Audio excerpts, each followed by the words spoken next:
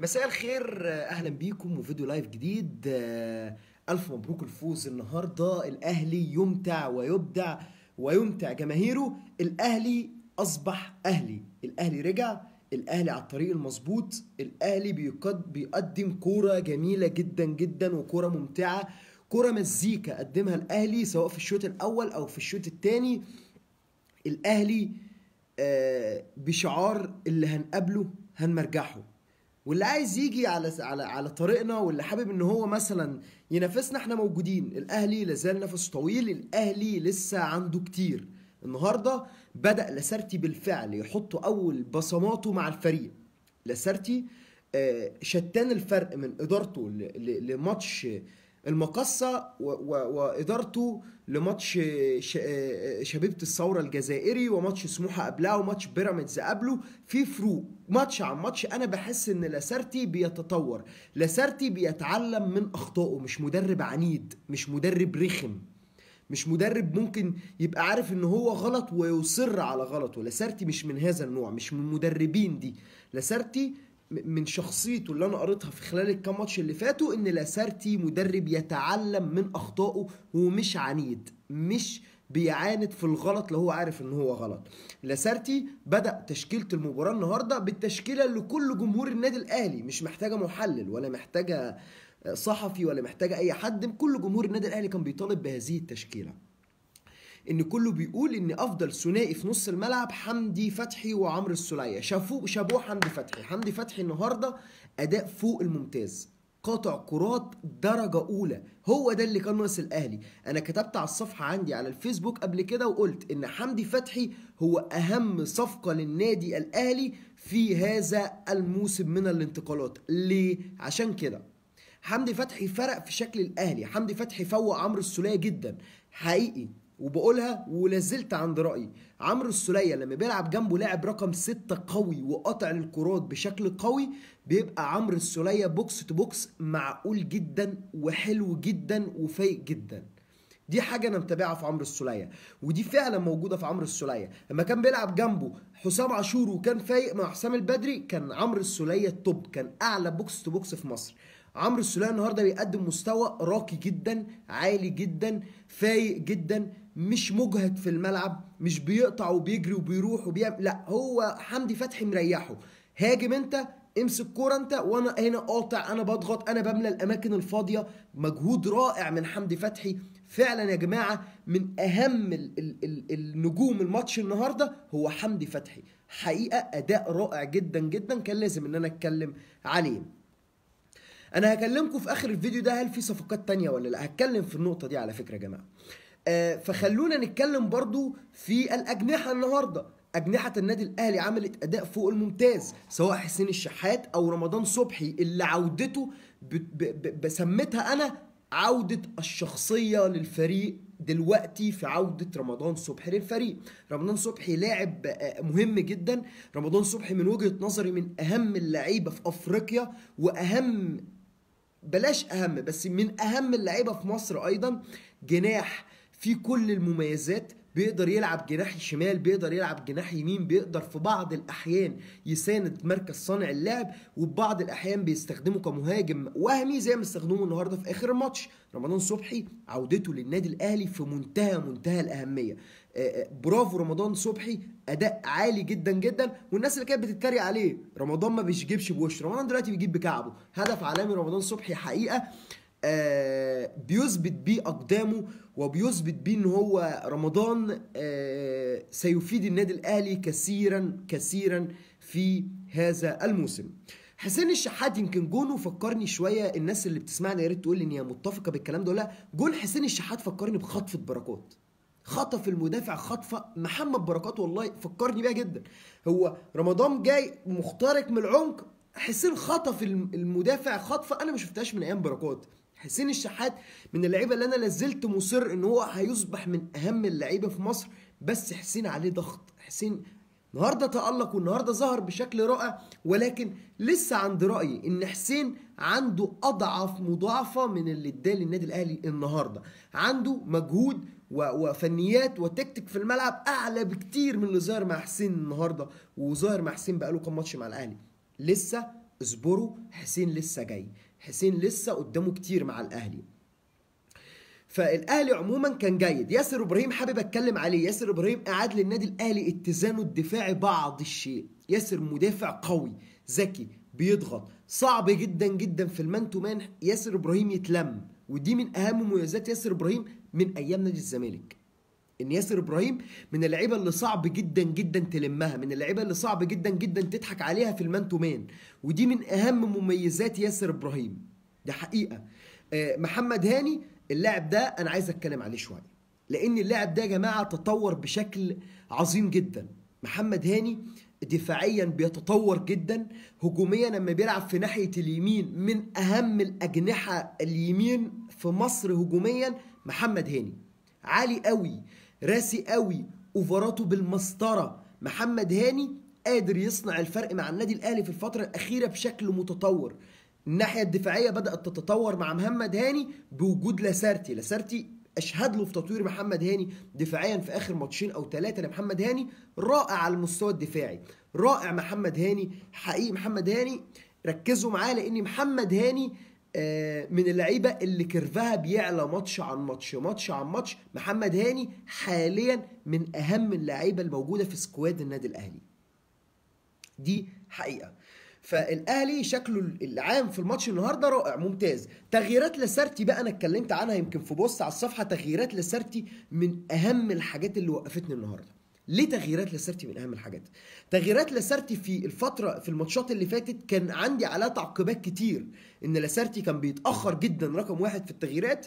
لاسارتي كان بيقرا الملعب في بعض الاحيان بشكل فيه جبن، بشكل فيه خوف، انا عايز اعمل بس خايف. جايب 1-0 خايف انزل لاعب تاني في صناع العاب او مهاجم اتعادل. لاسارتي النهارده بيثبت ان هو مدرب مش جبان، في عز ما هو خسران 2-0، في عز ما هو كسبان 3 انا اسف كسبان 2-0، في عز ان هو كسبان 3-0. لاسارتي بيصر ان هو يشارك بصالح جمعه، اللاعب اللي عمل عوده ممكن بعض الشيء بتؤكد ان صالح جمعه في القائمه الافريقيه وبيجهزه للقائمه الافريقيه، وبيشارك لاعب انا كان نفسي يشارك لاني انا متاكد ان هو اتظلم، وهو احمد علاء. احمد علاء نزوله النهارده اداله بعض الثقه بعد الشيء. نزول صالح جمعه بعض الدقايق النهارده ادى لصالح جمعه الثقه بعد الشيء. تغييرات ذكيه جدا جدا جدا من لاسارتي بتؤكد ان هو مدرب واعي، قاري كويس جدا الملعب، عارف كل لعيب عنده واقف فين، ودي من اهم المميزات اللي تكون في اي مدرب، انه يكون فاهم ومستوعب جدا لاعبته واقفه فين. انا عايز اعرف منكم، شاركوني من خلال كومنتاتكم، انا هقرا كل كومنتاتكم، انتوا عايزين تعرفوا ايه، بالاضافه شايفين مين نجم المباراه النهارده، شايفين مين نجم المباراه النهارده. فلاسارتي مهم جدا ان هو فاهم كل لاعب واقف فين، فاهم ان صالح جمعه محتاج دقايق عشان ترجعه، فاهم ان احمد علاء محتاج دقايق عشان يرجع له الثقه، فاهم ان حمدي فتحي من اللعيبه اللي تقدر تغير الملعب وتقدر تغير شكل الاهلي بالاداء ده، فطلعوا اما خلاص الماتش اتحسم فريحوا تفاديا لحدوث اي حاجه. فاهم ومستدرك جدا ان وجود حسين الشحات النهارده في الملعب هيديله ثقه ودفعه كبيره. دي نقط تحسب للاسارتي، زي ما بنهاجمه ما بيخطئ لازم نشيد بيه اما يعمل حاجه عظيمه زي النهارده. الاهلي النهارده كان مزيكا، الاهلي النهارده كان حلو جدا، الاهلي النهارده قدم كوره عظيمه جدا. الاهلي بيوصل رساله لكل منافسيه، اللي هيقابلنا هيتمرجح، خاف من على نفسك بقى لا تتمرجح. انا هقرا شويه من كومنتاتكم. حنفي ازيك وحشني والله، ربنا يبارك له. هل في صفقات تانية ولا خلاص كده؟ حسين هو بركات اصلا بصراحه فكرني في الخطفه يا جماعه، خطف المدافع خطفه، انا قلت خلاص ده محمد بركات، والله العظيم انا قلت ده محمد بركات، دي خطفه محمد بركات فعلا.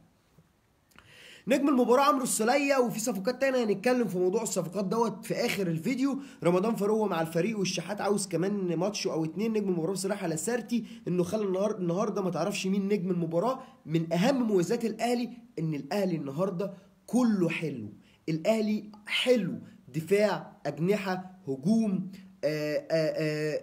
صانع لعب، نص ملعب. يعني النهارده انا نفسي نجم المباراه الاول هو لاسارتي من وجهه نظري، انا شايف كده. ممكن انت تشوف عمرو السولية، عمرو السولية كان عظيم جدا، لازلت مصر. عمرو السولية بوكس تو بوكس عظيم جدا لو جنبه مركز 6 كويس، لو جنبه مركز 6 حلو ومريحه.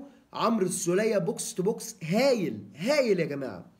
احلى مسا عليك يا كابتن حمدي فتحي، هو النجم في اي كلام عن اي صفقه؟ في كلام. منور يا حنفي، بس لو في وليد ازارو موجود او صلاح محسن تفرق جدا. انا عايزكم تتخيلوا السيرك اللي منصوب على الاجنحه ده لو بوجود واحد زي صلاح محسن ولا وليد ازارو هيكون شكلنا ايه. عشان كده بقول لكم الصبر، الاهلي جاي والاهلي قوي والاهلي شكله حلو والاهلي عمل فريق كويس جدا، فنصبر عليه وبلاش نكسر مقاديف الاهلي. اتمنى من كل اللي بيسمعوني يعملوا لايك وكومنت وشير للفيديو ده كدعم ليا، وبشكركم شكرا جزيلا على دعمكم ليا. الشغل الجماعي وعلي معلول ايه رايك فيه النهارده؟ علي نجم على طول طبعا. الاهلي هو نجم المباراه لاسارتي، انا شايف ان لاسارتي هو النجم الاول لهذا المباراه. صالح جمعه نجم المباراه. صالح من اهم المميزات اللي انا خدتها. احمد محمد، قلت اسمك يا احمد يا محمد اهوت. من اهم المميزات اللي انا لاحظتها في صالح ان صالح خفيف قوي عن صالح اللي قبل كده. صالح خفيف قوي وجسمه خفيف ومرن ولياقته موجوده فيه عن صالح اللي قبل كده، ودي من اهم الحاجات اللي انا لاحظتها على لاسارتي. بص يا حنفي، يا ريت تغير صوره البروفايل اللي بشنب ديت. اني صوره بروفايل يا حبيبي؟ الصفحه ولا الاكونت؟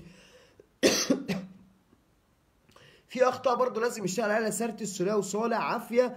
مسا مسا يا حنفي. حمدي فتحي جميل. اللي هنلمحه وهنمرجحه شعارنا مش هننساه. وهتنسى جيلاردو. جيلاردو طبعا يعني من الحاجات العظيمه. احلى لايك، احلى جمهور في الدنيا، واحلى فانز في الدنيا، واحلى اصدقاء في الدنيا كلها. الف مبروك. النت عندك زفت. ليه يا اشرف؟ ليه يا محمد؟ قول اسمي بالله عليك. ده محمد عاطف حبيبي يا محمد. قول اسمي بالله عليك. قلت اسمك يا محمد، ما اقدرش ما اقولش اسمك. يا ريت يخلصوا في رمضان. هنتكلم عن الصفقات في اخر الفيديو ده. محمد هاني نجم الماتش. محمد هاني عمل ماتش عظيم جدا يا جماعه. هاني لازلت مصر، بيتطور ماتش عن ماتش. هاني في طريقه انه يكون لاعب منتخب مصر. انا نور. انت يا حنفي عزيز عليه نور العسليه. مش فاهم يا نور. الجبهه الشمال جبهه النار. اجاي كان عالمي في الهجوم. ناصر مستواه في النازل. هو ناصر النهارده ما كانش فورمه، دي حقيقه. عاش يا اهلي. بحبك يا حنفي وانا بحبك جدا يا مصطفى يا فتحي. في صفقات تانية هنتكلم. رامي ربيعه جاهز ولا لسه؟ رامي جاهز 100% للماتشات. الصفقات هنتكلم فيها. بقرا كل كومنتات اهو. تقول اسمي بقى. عبد الرحمن المنشاوي حبيبي يا عبدو. شاير بقى الفيديو يا عبد الرحمن حبيبي. محمد عاطف حبيبي يا نجم حبيبي. عاش يا اهلي. ضهيمه حسن. الجهاز الطبي ادهم وليد. حمدي فتحي واقرا اسمي. ده خالد بركات. اتكلم عن نجوم شباب الاهلي الصغار اللي مش ظاهرين. علاء محمد حامد. حاضر اتكلم عليهم. منور الدنيا كلها نجم. ده خالد اشرف. قول يا عم قول الصفقات وخلص. اجاي عوده جامده جدا. قلتها في فيديو لايف قبل كده والناس فاكره، وبقولها تاني وبكررها. اجاي من اهم الصفقات اللي الاهلي كسبها بقيده محليا وافريقيا. كانت كارثه انك تفكر ما تأيدش اجاي في القايمه. كانت كارثه انك تفكر تطلع اجاي اعاره. ايا كان اللاعب وايا كان الكواليتي بتاع اللاعب اللي جاي، صعب جدا جدا يكون بمستوى اجاي. صعب جدا جدا يفيد الاهلي بنفس افاده اجاي. قيد اجاي من اهم القرارات اللي خدها الاهلي في يناير، ده حقيقه. انا بحبك قوي والله يا حنفي. اقراه بالله عليك. حبيبي يا محمد يا سعيد يا مسعود. حبيبي يا حنفي. منور الدنيا يا حنفي. راجل محترم. ربنا يخليكم. انا بعشقكم كلكم. انتوا الناس اللي بتتابعني، وانتوا اللي بتدعموني، وانتوا اللي انا من غيركم ولا اي حاجه. وجمهور الاهلي بشكل عام اللي هو الدرع الواقي والحامي للنادي الاهلي. هفضل سكه. وبقول للناس اللي كانت سارقه الصفحه ما تقلقوش، انا ورايا شعب ورايا جيش ورايا اصدقاء بيحبوني وانا بحبهم بجد. مهما تعملوا هيفضلوا يدعموا فيا بشكل مستمر. سرقتكم للصفحه بتاكد لي ان انا شاغلكم وان انا حارقكم وان كلامي مظبوط. افضلوا اعملوا اللي انت عايزينه. من الاخر ده تمامكم. الاهلي هيرد عليكم بكل انواع المتعه والمزيكا في الملعب. وطول ما الاهلي بيمزك انا بغني ومبسوط. مفيش اي حاجه تانية. انا نور بقول لك انا بحبك يا حنفي. ده نور العسليه تاني. حمدي فتحي يلعب على عاشور. يا ريت ترد يا كابتن. حمدي فتحي يلعب على عاشور طبعا. يعني عاشور سن وحاجات كتير. عاشور خلوه هو لاعب موجود على الدكه، تقل معايا احتياطي اساسي. بدا وحمدي نزل مفيش مشكله. خلوا ان الموضوع فيه تناوب. عاشور تعب وما بقاش يقدر يشيل الاهلي لوحده يا جماعه. قول اسمي بقى عالمي. ده محمد حسني فوق راسي يا محمد. اخدت بالك من مساعد المدرب من طلبه الاحتياطي الاحتفال مع جاي؟ لقطه عظيمه جدا بتدل على الروح. لقطه عظيمه بتدل ان لاسارتي عنده روح وحب وحاسس بكل اللعيبه. حنفي يا حبيبي يا حنفي، والله بحبك ربنا يخليك، والله انا بحبك قوي يا حبيب قلبي. محمد سعيد مسعود ربنا يخليك منور يا حنفي. اللي يحب الاهلي نحبه. حبيبي يا ابراهيم، الاهلي المفروض يجدد لاجايو او معلول لفتره طويله. بحبك والله يا حنفي حبيبي، كل الناس اصدقائي وحبايبي. حابب اتكلم في نقطه مهمه جدا ويا ريت تسمعوني فيها، وهي هل الاهلي بحاجه لصفقات اخرى؟ الاهلي بحاجه لصفقات اخرى. خدوا بالكم، حابب اتكلم بس في حاجه سريعه قبل ما اجاوب على السؤال ده. وعامله ترابنتينا وعامله تخيلات لحبايبنا وتعبه ناس كتير قوي. انا بقول لكم انا وي ونت وي، انت وي ونت وي. لو انت مش وي هتروح منها فين؟ تليفون وي، تليفون ارض وي، نت وي، شبكه وي، حياتك كلها وي. انت اصلا عيل وي، انت فاهمني؟ فهتروح فين من وي بقى؟ مفيش اي مجال تهرب من شركه وي. الاهلي معاك في اي حته وهيفضل معاك في اي حته. حبيبي يا حنفي، حبيبي يا نجم، انسب ثنائي الوسط هم حمدي فتحي ومحمد محمود بعد رجوع من الاصابه. محمود هيبقى دفعه قويه جدا لعمرو السوليه ان هو يستمر. ومحمد محمود في بعض المميزات، انه بيلعب في مكان غير البوكس تو بوكس، بيلعب صانع لعب، بيلعب بوكس تو بوكس، بيلعب في اماكن كتيره جدا. نخش بقى في المرجيحه. احلى حاجه في الماتش انه خلص على خير من غير اصابات. الحمد لله، دي من اهم الحاجات.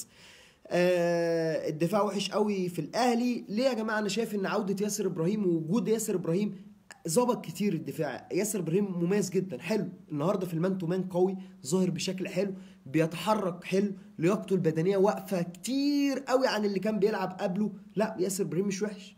انت ممكن تكون محتاج حد جنب ياسر، رامي لو رجع او مدافع جديد ايا كان، لكن ياسر ابراهيم في شخصه لا، ياسر مدافع قوي جدا، ياسر حلو بصراحه يعني. خلوني اتكلم، هل الاهلي محتاج صفقات من وجهة نظري اخرى؟ طيب انا هقول لكم حاجه. الاهلي من وجهة نظري محتاج مدافع. لو سجلت رامي ربيعه ورامي جاهز 100% وخلاص اتاكدت من جاهزيه رامي وسجلته افريقيا ومحليا، انت مش محتاج مدافع ومش محتاج اي صفقات اخرى من وجهة نظري. بس لو ما سجلتش رامي ومقلق ومش واثق في رامي، فانت محتاج مدافع، ما فيهاش اي كلام.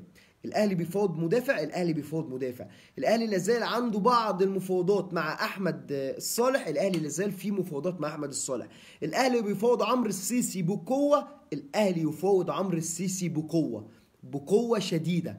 الاهلي لازال في الحديث بقيه في يناير، وقد يضم صفقه او اتنين اخرى، قد، مش اكيد، حد دلوقتي مش اكيد، بس لسه في كلام عن الصفقات ولسه في كلام كتير.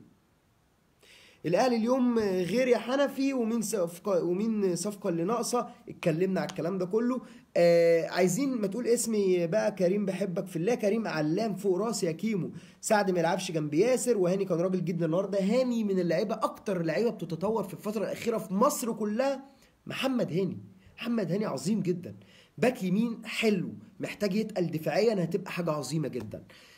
توقعاتك لماتش الزمالك وبيراميدز؟ يا رب الاثنين يخسروا يا عبد الله، ولكن انا اتوقع الزمالك يفوز، متوقعها. الزمالك اقوى فنيا واقوى شخصيه واقوى من كتير من بيراميدز، وزي ما انتم فاهمين يعني. انا اتمنى تعادل، اتمناهم الاثنين يتعادلوا في مصلحه النادي الاهلي يعني، كنتيجه في مصلحه النادي الاهلي، بس اتوقع ان الزمالك يفوز. محمد هاني وندفيد حلوين جدا. بقول لك احنا في الاهلي بقيله مكانين في القائمه الافريقيه. اتوقع ومعلومه وبنسبه 100% مش 90%، صالح جمعه في القائمه الافريقيه. خلاص، صالح جمعه في القائمه الافريقيه، وبنسبه 90% رامي ربيعه بنفسه محمود وحيد.